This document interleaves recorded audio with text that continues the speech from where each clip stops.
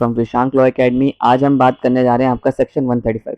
Section 135 क्या कहता है? Order of production and examination of witness, यानी कि प्रोडक्शन करना किस चीज़ का, आपका बुलाना, एग्जामिनेशन ऑफ विटनेस, यानी कि देखिए कौन बुला सकता है, अब कैसे बुलाएंगे क्या नहीं बुलाएंगे वो हमें इसमें पढ़ना है। The order in which witness are produce are examined shall be regulated by the law and the practice, यानी कि जैसे कानून ने बता रखा है वैसे चलेगा। जैसे कि अगर आपको मैं एक एग्जाम्पल के थ्रू बताऊं तो एक क्रिमिनल केस होता है, कोई क्रिमिनल केस हुआ, उसमें क्या है, पहले आपका जब ट्रायल शुरू होगा, जब ट्रायल बिगिन होगा तो पहले प्रोसिक्यूशन एविडेंस चलेंगे, प्रोसिक्यूशन एविडेंस क्लोज होने के बाद आपका डिफेंस एविडेंस चलेंगे, डिफेंस एविडेंस क्लोज होने के बाद आपका आर्ग्यूमेंट्स पे लगेगा।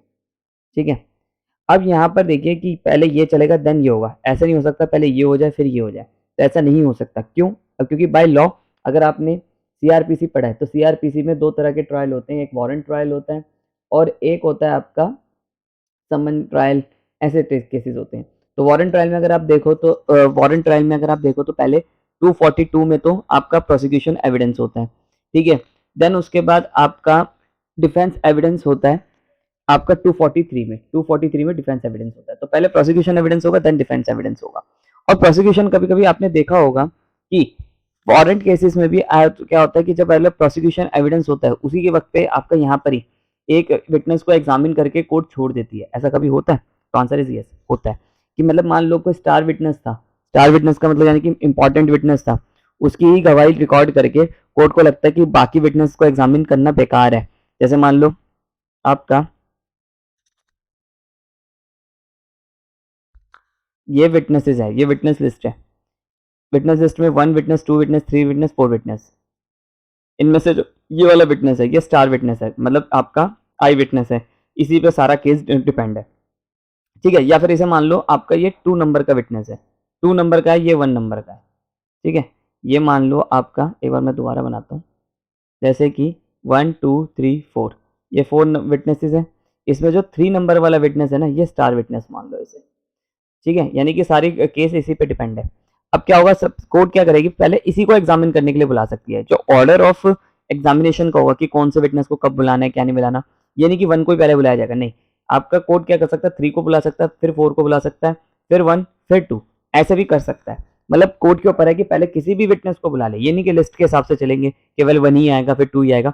कोर्ट चाहे तो किसी भी विटनेस को पहले बुला सकता है। ठीक है, और मान लो ये स्टार विटनेस हुआ, जब प्रोसिक्यूशन का एविडेंस चल रहा है, ये प्रोसिक्यूशन की लिस्ट है, चार्जशीट के साथ ही लिस्ट ऑफ विटनेसेस के साथ ही लिस्ट ऑफ विटनेसेस आता है। ठीक है, तो प्रोसिक्यूशन विटनेस लिस्ट है और इसी में लिखा हुआ है आपका कि इसको पहले एग्जामिन करेंगे, देन इसको एग्जामिन करेंगे, फिर इसको, फिर इसको।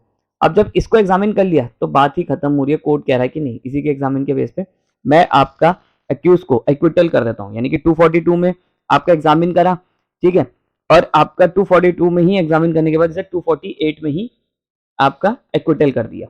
ठीक है, या इसी के बेस पे इसे कन्वेक्टेड करते हैं कि कोर्ट ने देखा कि बाकियों को एग्जामिन करना इतना जरूरी नहीं है, तो ऐसा भी होता है। ठीक है,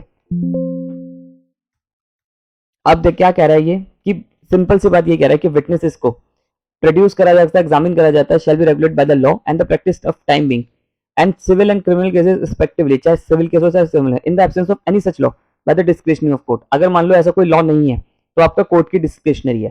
तो लॉ आपका कहता है कि पहले 242 में आपका पहले प्रोसिक्यूशन एग्जामिन होगा, देन 243 आएगा। ठीक है, तो ये तो आपका डिस्क्रिशनरी नहीं चल सकती कोर्ट की, बट कोर्ट की डिस्क्रिशनरी आपका लिस्ट ऑफ विटनेसेस में चल सकती है कि पहले इसे एग्जामिन करेंगे देन इसे एग्जामिन करेंगे। अब क्या है 136 मास्टर इंपॉर्टेंट, मतलब जैसे कहते हैं most important. When either a party propose to give evidence any fact जज make ask the party proposing to give. अच्छा, अब देखिए जैसे हमने डाइंग डिक्लेरेशन पढ़ा था, डाइंग डिक्लेरेशन के लिए आपका क्या जरूरी है, कोई भी चीज को डाइंग डिक्लेरेशन में आने के लिए सबसे पहले उस पर्सन की जिसने वो डिक्लेरेशन करी है, मान लो ये ए ने डिक्लेयर करा है, ठीक है, एज डिक्लेरेशन है, तो ए की डेथ होना बहुत जरूरी है। ए की डेथ होगी तभी आप उसे प्रूफ कर, तभी आप वो डाइंग डिक्लेरेशन में माना जाएगा। अब कोर्ट क्या कहता है कि मैं डाइंग डिक्लेरेशन को, चलो ये रेलिवेंट है, ठीक है मान लेता हूँ क्योंकि ये 5 से लेके 55 में फॉल करता है, तो ये रेलिवेंट तो है। अब कोर्ट कहता है कि मैं इसे डाइंग डिक्लेरेशन तभी मानूंगा, पहले आप इसकी डेथ प्रूफ करो, पहले आप इसकी डेथ प्रूफ करोगे, देन मैं आपके इसकी स्टेटमेंट को आगे फर्दर एडमिसिबल करूंगा।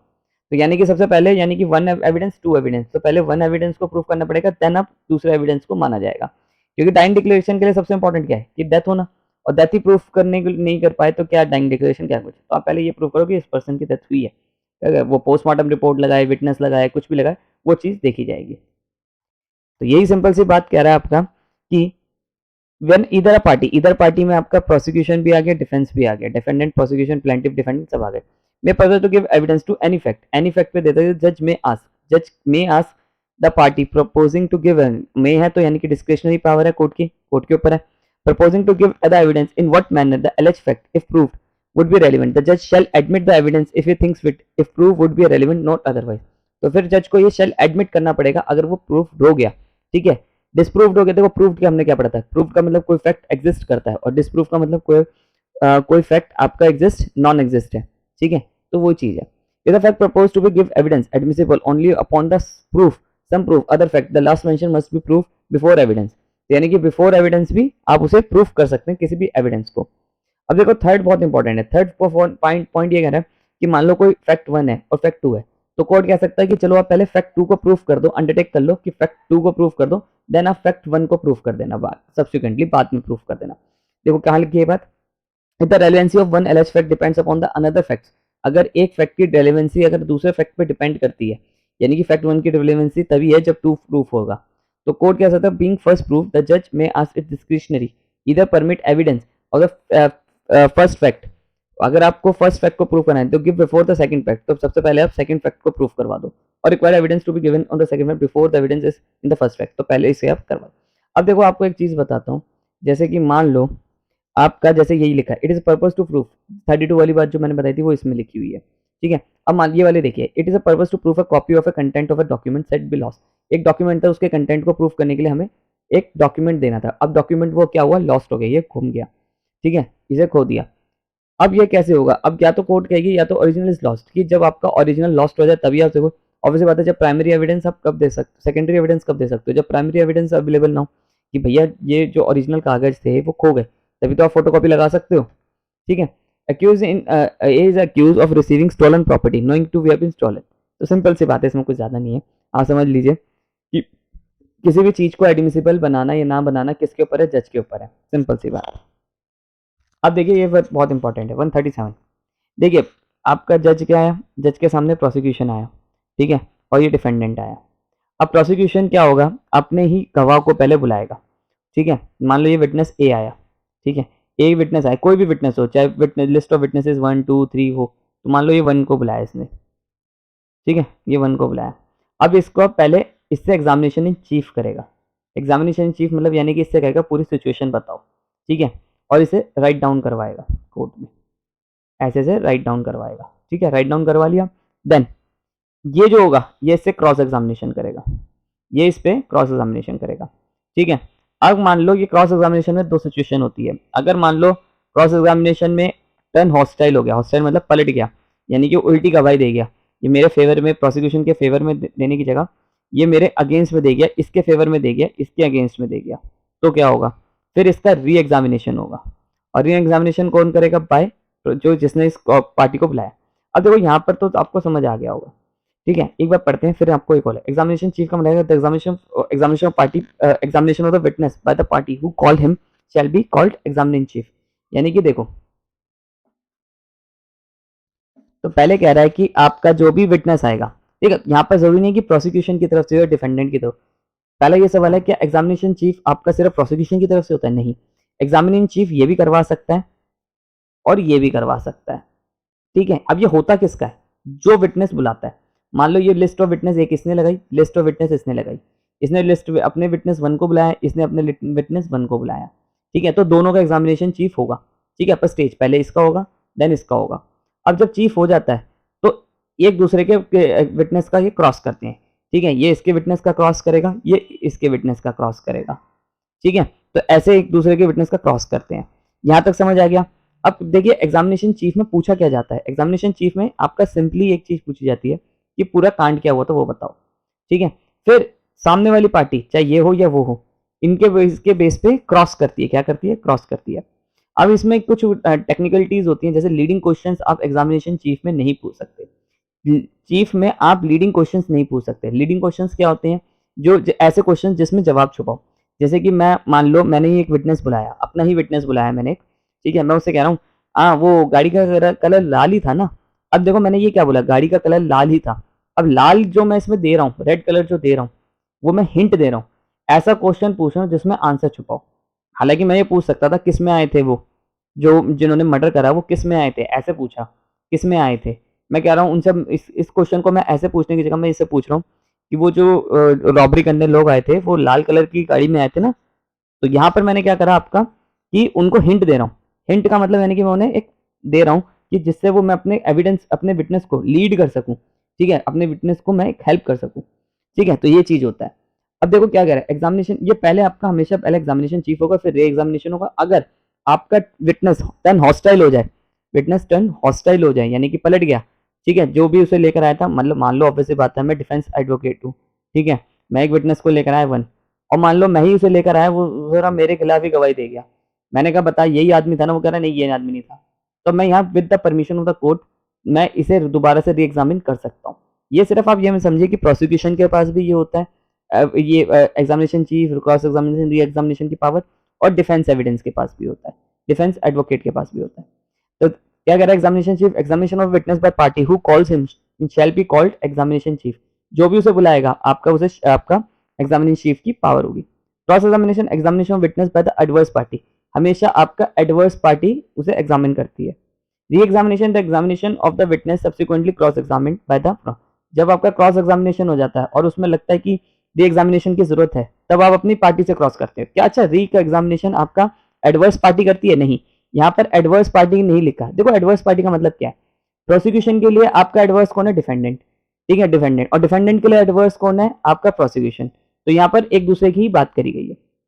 ऑर्डर ऑफ एग्जामिनेशन, ऑर्डर बताया गया इसमें कि कौन पहले एग्जामिनेशन करेगा। पहले एग्जामिनेशन चीफ होगा, if the adverse party so desire cross examine, then if the party call him so desire re examine.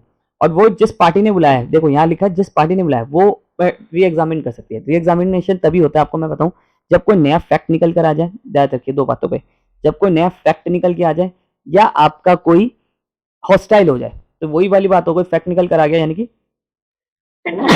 Hostile आ गया। जैसे कि मान लो ये एक विटनेस बुलाया मैंने, ठीक है, मैं कौन हूँ? प्रोसिक्यूशन एविडेंस करवा रहा हूँ, यानी कि प्रोसिक्यूशन की तरफ से हूँ, पीपीयू। ये इसने पहले अपनी 161 की स्टेटमेंट में कहा था कि मैंने अक्यूज को देखा है कि उसने डी का कत्ल करा है। ठीक है, इसने यानी कि ये गवाही दी थी। अब जब ये कोर्ट में एग्जामिनेशन के लिए बुलाया गया, ठीक है, 242 में प्रोसिक्यूशन एविडेंस में, अब ये कह देता है कि नहीं अक्यूज वो आदमी नहीं, अक्यूज कहता है डी वो आदमी नहीं था, ये पलट गया। अब देखो यहाँ पे जो मैंने इसकी गवाही जो लिखवाई, ये जो सिर्फ लिखवा रहा हूँ, ये तो मैं सिर्फ चीफ कर रहा हूँ। ठीक है, मैं जो अपने विटनेस की बातें लिखवा रहा हूँ उसे मैं चीफ कहूंगा। फिर बाद में जो सामने वाली पार्टी होगी वो उसकी बात पे आपका क्रॉस कर रही है, ठीक है, वो आपका क्रॉस एग्जामिनेशन हो गया। और उसकी बात पे अगर मान लो कोई नई बात निकल कर आई, जैसे यही नई बात निकल के आ गई कि भैया पहले तो इसने ये बोला, अब ये कुछ और बोल रहा है, पलट गया, हॉस्टाइल हो गया। हॉस्टाइल मतलब मेरे अगेंस्ट लग गया, जिसने इसे बुलाया था वही उसके अगेंस्ट लग गया, तो ये क्या हो गया आपका? पलट गया। तो मैं अब इसकी री एग्जामिनेशन कर सकता हूँ। ठीक है, तो री एग्जामिनेशन का मतलब यही होता है, examination and the cross examination must be related to relevant fact. Examination and examination cross examination must be related to relevant fact, but the cross examination need to be confined to the fact witness testified the examination। अब देखो यहाँ पर ये बहुत अच्छी बात कह रहा है, क्या कह रहा है कि क्रॉस एग्जामिनेशन की जरूरत क्यों होती है? Not to be confined of to the fact, सिर्फ फैक्ट्स के बेस पे नहीं, यानी कि आपका कुछ भी निकाल के पूछ सकता है। पर देखो एग्जामिनेशन चीफ यहाँ पर सिंपल सी बात है, ये कह रहा है कि क्रॉस एग्जामिनेशन का मतलब ये नहीं है कि जो एग्जामिनेशन चीफ में लिखा हुआ है बात, ठीक है, उसी के ऊपर एग्जामिनेशन होगी। आपका किसी भी चीज पे क्रॉस एग्जामिनेशन इस पे भी हो सकता है, ठीक है, 161 की स्टेटमेंट पे भी हो सकता है, प्रीवियसली स्टेटमेंट्स पे भी हो सकता है, जैसे अभी 145 में हमें पढ़ना है कि किन किन चीजों पे क्रॉस एग्जामिनेशन हो सकता है। ठीक है, तो कोई भी इसने प्रीवियस बात बोली है, कोई भी प्रीवियस बात बोली है, जैसे मान लो आपको एक कंप्लेंट केस बताता हूँ, एक क्रिमिनल केस बताता हूँ।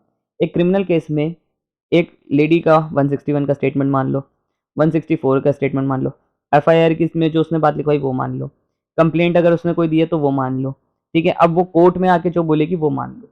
ठीक है, तो क्रॉस एग्जामिनेशन आपका ये चीफ में, ये हाँ मान लो एग्जामिनेशन चीफ। अब क्या क्रॉस एग्जामिनेशन सिर्फ इसके बेस पे हो सकता है? नहीं, इस पे भी कर सकता हूँ मैं, इस पे भी कर सकता हूँ, इस पे भी कर सकता हूँ, इस पे भी कर सकता हूँ, क्योंकि ये प्रीवियसली बातें इसने सारी बोली थी, इन चीजों पे मैं इसका क्रॉस एग्जामिनेशन कर सकता हूँ।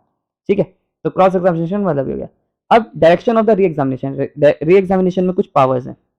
री examination shall be directed to explanation of the matter referred in the cross examination.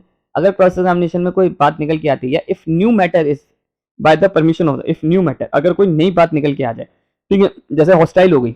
अब मान लो मैं एक विटनेस को बुलाता हूँ, मैं आपका डिफेंस एडवोकेट हूँ, ठीक है, मैं आपका एक विटनेस को बुलाता हूँ, डिफेंस एडवोकेट है, ठीक है, ये डिफेंस एडवोकेट आया, ठीक है, मैं अपना एक विटनेस लेकर आया, मैं कहूंगा ये मेरे खिलाफ ही तो, मेरे फेवर में तो गवाही देगा, ठीक है, तो मैं इसका चीफ करवाऊंगा। अब क्रॉस एग्जामिनेशन में कोई बात नहीं निकल के आ गई, या फिर ये अपनी बात से पलट गया, पहले तो मुझे कह रहा था हाँ भाई साहब मैं आपके फेवर में गवाही दूंगा, यहाँ पर आके भाई पलट गया, यहाँ तो बिल्कुल ही उल्टा हो गया, तो ये आपका टर्न हॉस्टाइल हो गया, ठीक है। जैसे अगर आपने जॉली एलएलबी देखी हो, तो जॉली एलएलबी में क्या हुआ था, जॉली एलएलबी में जो फर्स्ट वाली थी, उसमें जो पिंटो एल्बर्ट आया था, पिंटो एल्बर्ट को जब गवाही दी थी उसने अपनी, तो पहले तो कोर्ट में वो कुछ और कह रहा था, फिर बाद में पलट जाता है कि ना ये तो नहीं था वो आदमी, मैंने तो इसे देखा ही नहीं था, तो यहाँ पर वो क्या हुआ, पलट गया, तो उसका क्या होगा, अब उसका री एग्जामिनेशन यहाँ पर हो सकता है, उसका यहाँ पर क्या हो सकता है, री एग्जामिनेशन हो सकता है। तो री एग्जामिनेशन के लिए जरूरी है कि आपका पहली बात तो परमिशन ऑफ द कोर्ट होगा, कोर्ट की परमिशन से ही होगा। दूसरी चीज है कि री एग्जामिनेशन आपका एडवर्स पार्टी तभी मतलब अपने जिसने वो अपना क्लाइंट बुलाया है, विटनेस बुलाया, वही कर सकता है। और कब कर सकता है, जब वो परमिशन लेगा कोर्ट की। आई होप आपको मेरी वीडियो पसंद आई हो, वीडियो पसंद आई तो चैनल को सब्सक्राइब करिए प्रैक्टिकल के लिए, प्रैक्टिकल कोर्ट की एडवोकेसी को जानने के लिए, और देखिए वीडियो।